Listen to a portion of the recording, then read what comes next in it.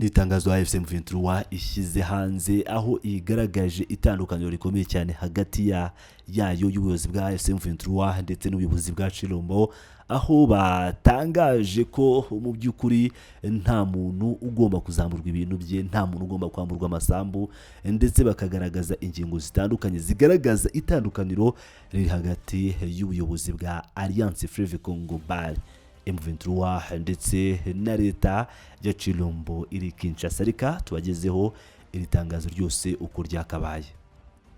Iri tangazo rifite umutwe ugira uti ihuriro AFC M23 mu gihe cy'igihombo gikomeye cy'ubutegetsi bwa Chilombo no gusabwa kongera gusubiza ku murongo igihugu. Batangiye bagira bati kubuhuza uduce ubu turi munsi y'ubugenzuzi bwa AFC M23 si igikorwa gisanzwe cya gisirikare gusa, n'ingaruka z'ako kanya zihanuka rikabije rimaze igihe kandi ryemewe ry'ubutegetsi bwa Kinshasa bwatsinzwe n'inshingano z'ingenzi za leta zo kurinda no kuyobora abaturage, aho Kinshasa yananiwe mu bya politike mu ndangagaciro n'imiyoborere. AFC M23 byabaye ngombwa ko igira icyo ikora, kuko igihugu ntikibohozwa n'inyota y'ubutegetsi, kibohozwa iyo leta iba yararetse kubaho kubw'abaturage. Icya mbere, umutekano wongeye kuboneka, ikimenyetso kidashidikanywaho cy'itsindwa rya Kinshasa. Mu duce twabohojwe umutekano ntukiri isezerano ry'ubukangurambaga ridafite aho rishingiye cyangwa ridafite icyo rimariye abaturage, ahubwo wabaye ukuri kugaragara. Ibi ubwabyo ni ikimenyetso gikomeye cy'itsindwa ry'ubutegetsi bwa Kinshasa, bwakoresheje ingengo y'imari nini cyane ariko bukareka abaturage bakabaho nta mutekano ndetse n'ubwishingizi bw'imibereho yabo. Bagize bati guhagarika iterabwoba n'ivangura ry'abitwaje intwaro, kugabanuka k'ubugizi bwa nabi, kugarura ubwisanzure bwo kugenda no kubaho abaturage nyine babaho mu bwisanzure bwo kuba bakora ibyo bashaka. Ngaho Chilombo yananiwe, AFC M23 yasubije tuze mu baturage ndetse iri rikaba itandukaniro rya politike, ntabwo ari impanuka. Icya kabiri, guhagarika akaduruvayo kavuye ku gutsindwa kw'inzego za leta. Bagize bati akaduruvayo mu miyoborere kakwirakwiriye muri Repubulika ya Demokarasi ya Kongo si impanuka, n'umusaruro w'ubutegetsi bwasenyutse butagishoboye gushyira mu bikorwa amategeko keretse binyuze muri ruswa n'ihohoterwa ritoranya. Nyuma yo kubohoza, AFC M23 yatangiye kongera kubaka ububasha bwa leta bushingiye ku mategeko asobanutse yanditse kandi agomba kubahirizwa na bose. Kurinda umutungo w'ubutaka bwa leta si ikibazo cya tekiniki gusa, ni igikorwa cya politike kigaragaza ubusugire bw'igihugu, kigamije gusenya imiyoboro y'amabandi ifitanye isano n'ubutegetsi bwa Kinshasa, gushyira gahunda aho Kinshasa yashatse ko akaduruvayo gakomeza. Icya gatatu, iherezo ry'ubusahuzi bwemewe n'amategeko ku mutungo kamere. AFC M23 yagize iti mu myaka myinshi gutsindwa kwa systeme y'imiyoborere byatumye umutungo wa leta usahurwa ku buryo bw'ubugizi bwa nabi, wiharirwa n'agatsiko karinzwe n'ubutegetsi, aho AFC M23 yahagaritse ubu buryo bwa kinyamaswa cyangwa bw'ubunyamaswa, ishyira ubutaka rusange mu murongo uhamye. Iki cyemezo gisobanura neza ko nta kugurisha mu buryo bw'uburiganya, nta byangombwa by'ubutaka mpimbano bigomba kubaho, ndetse nta kwamburwa umutungo hakoreshejwe izina rya leta. Icyari cy'abaturage kikaba kigomba kureka kuba igikoresho cyo guhererekanya inyungu z'ubutegetsi burimo gusenyuka.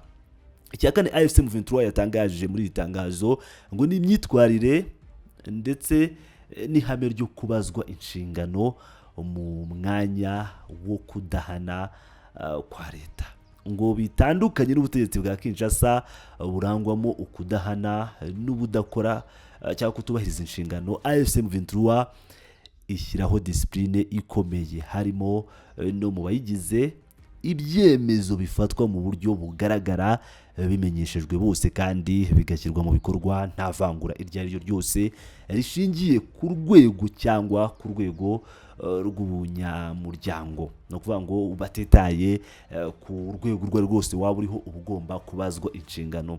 Ngaha hariho itandukano ry'ingenzi rigaragarira. Systeme ishingiye ku kudahana ntishobora kuvamo ikindi uretse gutsindwa. Systeme ishingiye ku kubazwa inshingano ishobora kongera kubaka igihugu. Icya gatanu AFC M23 yatangaje hari ugusubiza icyubahiro cyambuwe n'itsindwa rya politiki. Aha reka tubisobanure. Bagize bati abaturage bo mu duce twabohojwe, no kuvuga uduce turi mu maboko ya AFC M23, ntibasohotse mu mwijima w'ubusa, basohotse mu gutsindwa kwa leta yabagambaniye.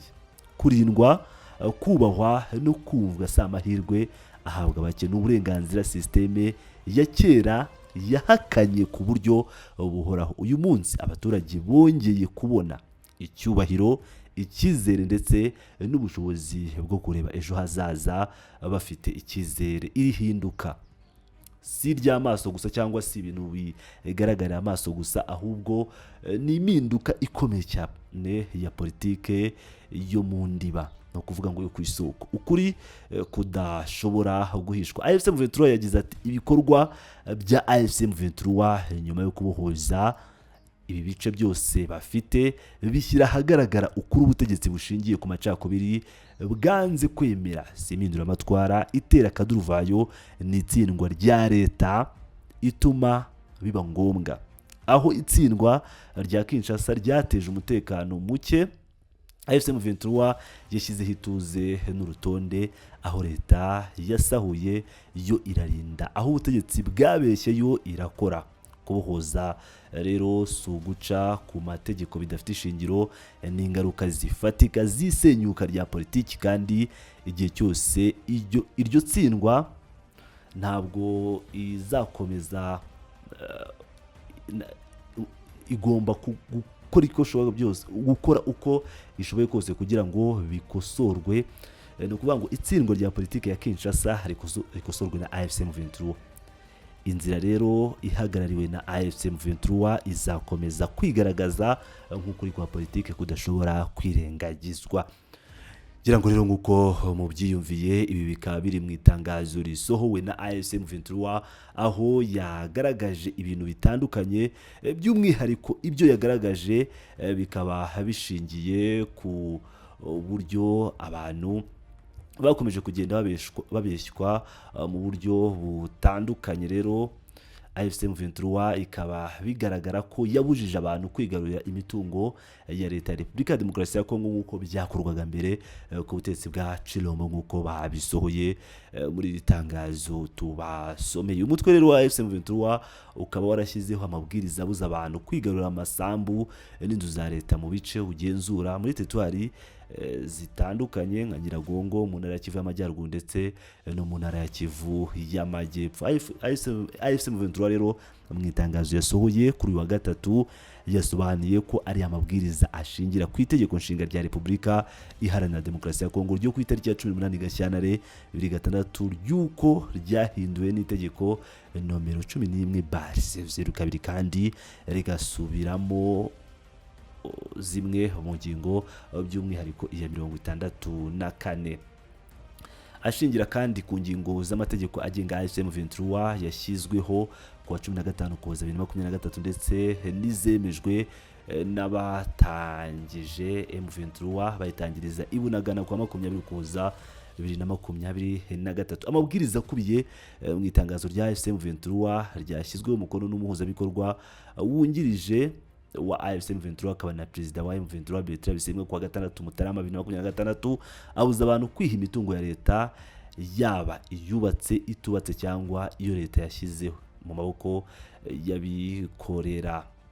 Ngira ngo rero murabyiyumvira neza cyane ku buyobozi bwa AFC M23 bugaragaza ko uzanyuranya n'icyo ari cyo cyose kirenze ku biteganywa n'amabwiriza azahanwa hakurikijwe ibihano biteganywa n'amategeko ariho.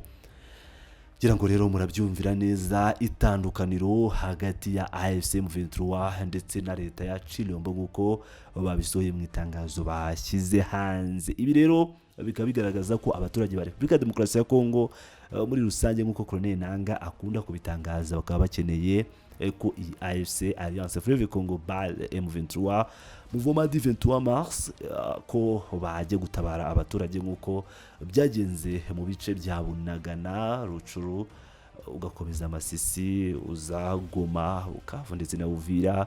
Ibi akaba ari igitego gikomeye cyane kuri AFC M23 nk'ibisanzwe. Rero ni Pilot News TV, ndabakunda cyane muri Abagaciro.